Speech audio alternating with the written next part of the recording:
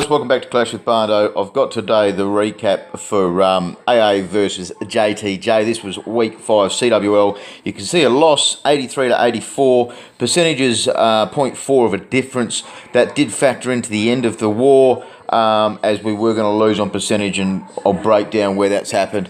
Basically, a war that we lost due to hit downs.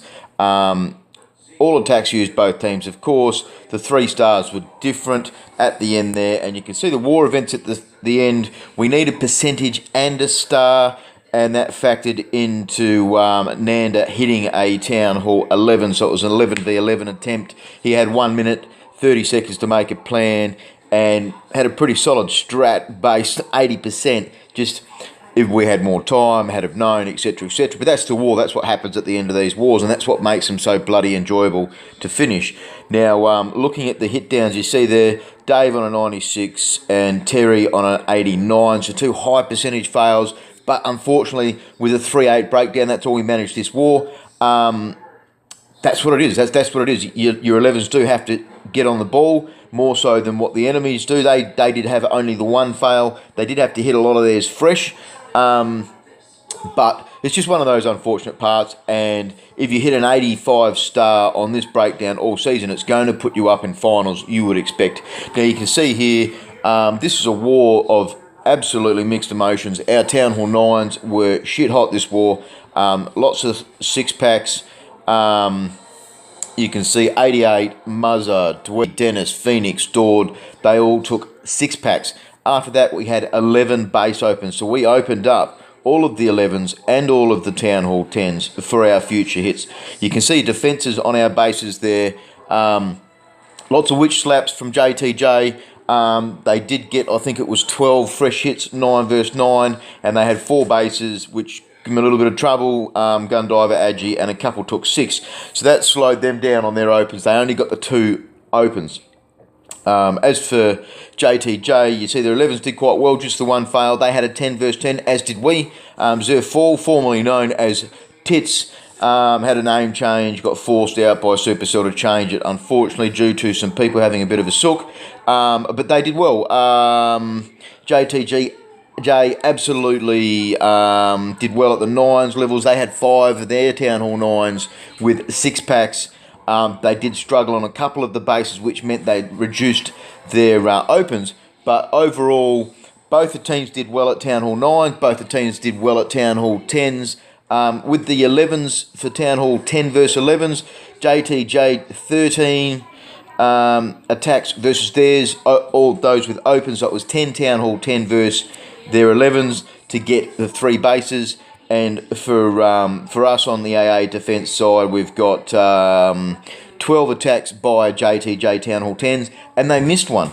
So it's a war where they did miss a point, but unfortunately because we had those hit down fails, we dropped the ball. So definitely a really enjoyable war, under the pump right through to the end of it, and we'll go through some replays now. Let's have a look at Zerfall, so formerly known as Tits. We do have to get that changed on the roster still, but he's gone in with a Queen Walk and Mass Minor. Unfortunately, I couldn't crack this base. I had a couple of attempts, and it was good to see Dave doing this attack. The Queen Walk, I did try to work out how to do the Queen Walk. These guys use some interesting clan castles. It was witches and 1 baby dragon in this clan castle, so I like how he's used those bowlers at the start to do the herding on the side and draw out that clan castle. So he's made sure he's only used a few troops that are going to die quickly, and then go to the Queen on the walk to help get rid of those witches with the poisons. So definitely a good use, high value out of the Queen walk. I wonder if he had have used CC healers, would that have made a difference towards the end there? Because you will see as the miners go down on the field there, the Queen, she's going to be running into another 3-point defences and the enemy king, and the enemy king is going to do some serious damage. But you can see there Jimmy Bob tanking for the miners, and the miners going in. These guys use most of their traps via their infernos, and this base here had all ground skeleton spells, so skeleton traps I should say. So uses the rage in midfield, that helps him get through the enemy queen. The high hit point buildings with the wizard tower 2, Expos, Clan Castle, the skeleton spells popped up as well, skeleton traps. and you see the Queen going down there at the end only just, and the healers moving on. So they actually had a good effect in the end. Whether he had this plan spot on for that, it works really, really well for him in the end, because it's giving him those free heals in the end and at least making them useful.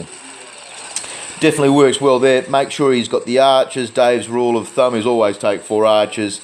So he's got those there, and you can see there's quite a few miners left now. That looks around 8 to 10 with those healers also topping them up. So he still had a bit of time in the bag. Definitely a great raid. Great to see a new Town Hall 10 versus 10 in CWL for us.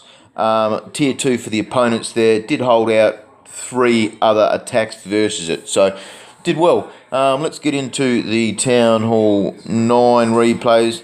Now I'm going to be showing one attack from each of the guys and girls that got 6 packs. And we see here Muzzers, fresh hit versus their number 12. Gone in with a stoned go bow low. So no hounds, I don't think there were at the end there. It's just the flat loons. I liked dropping that loon down on the top there just to get rid of that mortar and draw out any of the air CC. Worked really well for this particular base. So fresh hit worked really, really well because it's drawn out the baby by itself first. So whether that was his intention as well, has been a fantastic start to the raid by getting that baby dragon before the goblins unfortunately didn't capitalise because it didn't go up to the Queen first. But you see now those golems going in there, tanking well, having the 2 jumps to get through midfield there, lots of independent cells, so it's going to be very hard and slow for heroes otherwise. Puts out his loons nice and separated to start off with, doesn't go heavy on them. You don't want them spamming up in a group. Make sure those air defences are all down before he starts getting heavily into them. But you can just see those loons 2 at a time. Surgical doing absolutely awesome, and still having that skeleton spell for the end there. Uses that down there on the Teslas, and it was a geared up cannon. So whether that was the plan or to have a little bit of variation to maybe kill a air defense if the ground didn't get it, he's done really, really well. Great War Muzzer. Good to see a different hit. We'll have a look at next number 17. This is Dennis. He's done both Dragon Lightning Lava Loon combos this war, and now you can see here with the 3. Usually 3 will kill those 2 air defences, but the Earthquake is just insurance policy. So you can see he's got that Earthquake, doesn't need to use it straight away, so he's going to use it in the end to take out hit points off of bulk items, and does the Expo from my understanding. Maybe could have got both of the Expos, but chooses instead to go on across the Wizard Tower and the Archer Tower. Good value out of the Royals there. King and Queen, they get an Archer Tower, Expo, Archer Tower, and it was a Tesla as well as the air defense. That's really good value here. This is probably the only thing he didn't need, was he had a poison, and you can see the dragons take a rage. They're going to be going through the clan castle early. Didn't really need that poison. Probably could have taken a haste instead to be able to push through. You see one of these blowers giving him a little bit of grief, blowing balloons that aren't even within the range. Bit silly. The range on defense has been really weird lately, but you can see there plenty of dragons left. Still has loons, still has half a hound tanking, so definitely lots of room. Just really well analysed. So your Dragon Lightning Lava Loons, you've always got to make sure your dragons aren't hitting into the blowers, and he's done that really, really well. So great war again, Dennis. Where are we going next? Next we're going to go to number 19. And that was Dord coming in with a 6-pack. Now he's gone the old Witch Slap, 1 Golem, 9 Witches, 4 Healers. I haven't watched all through of it. Fresh hit, so it's not something we do a lot of. We do have a bit of a laugh sometimes at the clans that just do bulk Witch Slaps. It's viable. It's a viable strat. It's not something that we all use, but if a base can take it, it's good. Uses the Golem for the core tanking. That Golem's going to run up to the mortar there at at 10 o'clock, then run into the Archer Tower. So that tanks well, and it also means that geared up cannon isn't shooting his Golem. You don't want it shooting a Golem. You want it shooting the skeletons. It just takes time, and it gets really confused very quickly via that. So you can see one of the healers switching into midfield. Unfortunately, that's going to drop down to those air defences. 2 jumps for the midfield, 1 rage, 1 heel. So pretty standard slap. Unfortunately, another healer there gets stuck on a wizard. CC, very late draw on the CC, so a bit risky, but has the double poison, keeps an eye on that, timed that well. Still that healer moved down and kept one of those witches going on that bottom flank. And the queen, she's going to soak that healer in the end as well. So you do find a lot of the time these guys will map out the pathing and what's going to happen. And I think Dord on this one mentioned that he had made sure the queen went to the weaker side. So when the witches die, the healers do go to the queen to do their walk on her. And she's, a lot of the time you see these witch slaps succeed because it's the queen soaking the healers and getting through to the very end. Still got the ability, you see that there, queen with the healers. So well done, Dord, great war.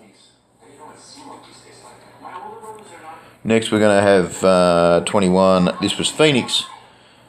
It's funny seeing some players with the 6-packs this week, you know, like so often they're in the high 90s, but this war, it's just turned really well for our players. And you see Phoenix coming in here with a fresh 6-pack. Stone, Go, Bo, Ho. Very wide funnel, you can see 6 and 9 o'clock, 1 golem on each. Then drops a third golem in the middle of them all. And is it a jump entry or a wall breaker? Jump entry, so just a single jump straight into the queen. And that's also going to activate the clan castle afterwards. So doesn't use the poison, probably a little bit late on the poison. Drops down the max poison though, gets the good one on the table. That gets everything dead pretty quickly. Jimmy Bob's raged. He is going to rage through and help open up one of those walls. The expo cells, I'm going to guess there's going to be some outside giant bombs on this. I have seen this raid quickly. Yep, there you go, there's one. Bit of a standard thing to try to be anti-witch slap. Also good at helping versus your hogs because it makes it unknown as to where you're going to need those heals.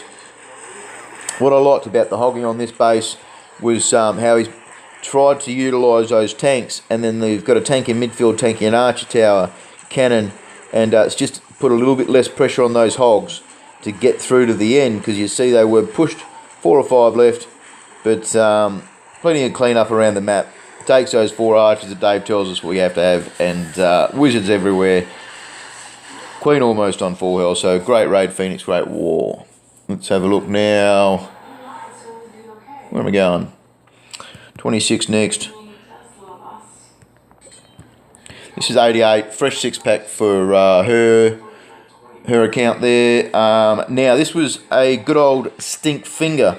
Dropped an archer down to draw the entirety of the clan castle. There was actually 2 options for this. One was just to drag it up the top, put several archers down. The hound takes 2 times to shoot it, to kill it. So that means the hound's going to be up there for a good 10-15 seconds, which is long enough to put your royals out. Get your royals on the table. You can see the Jimmy Bob dropped to walk south. The queen dropped up the top there to go towards that bomb tower. 1 giant to tank for the queen, just to give her a few seconds. Jimmy Bob's going to cop that early rage and knock out the enemy king, knock out that mortar, and keep tanking. You see the queen's going to have an early pop. She gets raged. That way she's not going to be blowing out on that hound, and it's just going to be following afterwards. So 2 early heals on the stink. You can see still has the poison, still has the skelly trap. There was a Tesla farm, all 4 together. No traps around it though, so it didn't really need the heal completely, but definitely a good use of it. You can see now out comes that extra heal. This is one of the tricks of the stink fingers. You've got to make sure you poison the queen, but be aware of where she's going to be running to next. The hogs are definitely outside of the heal, so they're going to die fairly quickly, meaning the queen's going to stand there and shoot the closest target, and that was the skeletons. So plenty of skeletons left. Traps following them though. Trips an extra couple of hog giant bombs. Bombs not really in the best spot. I'm not sure whether this was a new base or anything like that. Obviously we're not sure, but yeah, pretty well analysed from having that free draw clan castle. It's something I talk about. It's something I've done recaps for. You can see Baby Dragon not even getting used there. So really good raid. It's good to see the stink finger. I know I've struggled with it a bit recent weeks, but that was well played out there. Now this was a hit from me on number 30, and this was a re-hit there, Judd on his Kimmy account, hit 98% first hit. Now it had a ground expo. These guys did have a couple of ground expos through their bases. Ground expo, the Teslas, I think there was 3 down by that bottom air defence, and there was one up the top there. You can see out comes a loon to start off with.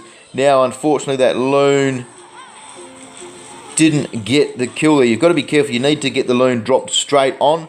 So I knew that Tesla was there, but unfortunately didn't get the kill with just the one loon. Had to come back to that later. But drop down Jimmy Bob to tank for the Queen, running it in there. Going to use the poison for the CC. Uses an extra couple of loons to get that archer tower. That way that archer tower isn't going to be shooting my Queen afterwards, and that means the Queen is going to be able to get in there to get that air defence. Keep in mind there's a couple of storages there. Need to pop the ability early for that Valk. Definitely didn't want that Valk hitting the Queen, and it does help giving the archers for tanking that expo. But you can see now, out comes one minion, another loon to get that bottom. Use the lightnings on this base because it then broke down where I needed to do the tanking from. It also got rid of the fact that there was overlapping air defences, meaning you take a lot of damage on your hounds early, and just 4 haste for the end there. So you can see it's going to smash through the air phase of it. Having that expo on ground just means that your loons and all that can take their time through midfield. Pups are all going to survive. And you can see those loons absolutely smashing. You didn't really need that last haste. So, really impressive war all round from our team. It was great Town Hall 9s early, getting in the attacks early, doing everything early and planning. There was lots of talk and chatter on Discord. Unfortunate to not walk away with a win, but it's nice to lose to a team that we actually enjoyed organising it with. JTJ, very professional. They're undefeated after 5 weeks. So, yeah, hope you guys enjoyed and clash on. Hello.